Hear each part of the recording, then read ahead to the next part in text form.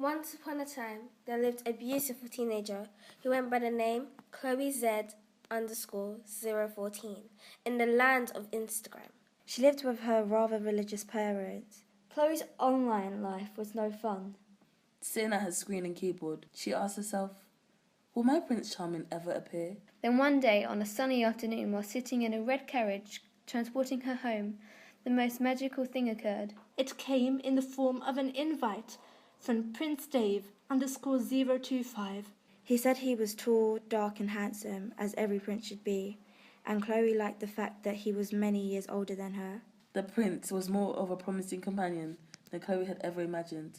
From the night the tall, handsome man arrived to collect Chloe from the poverty-stricken hovel she lived in, it was evident that he was her key to a more promising future. He said, you look beautiful. From that point onwards, Chloe's life has improved. Chloe was happy. Although at many of the balls that the prince took Chloe to, there weren't any princesses her age.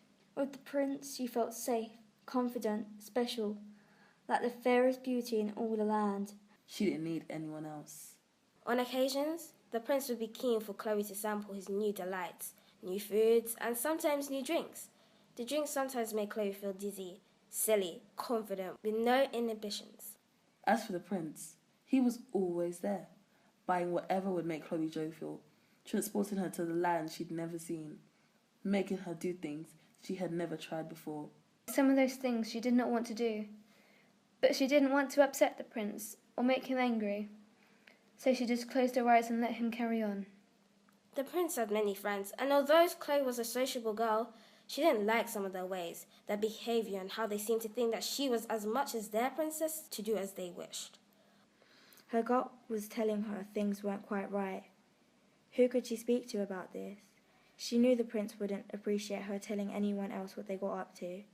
In fact, he warned her that if she did tell anyone, there would be serious consequences. Then, one day, The king, her father, was tempted to call her phone, But the prince snatched it off her and began his angry tirade. Chloe was attacked by a beast, a monster which was so horrifying and gruesome. Through the darkness, she could only make out a mere silhouette of a person.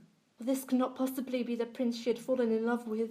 Chloe convinced herself it was her fault, and the prince was right to be angry at her. After all, she was just a child. He was a wise, mature, handsome prince. Moments passed, and a pain struck Chloe. This pain filled her entire body, and she began to cry. What could she do now?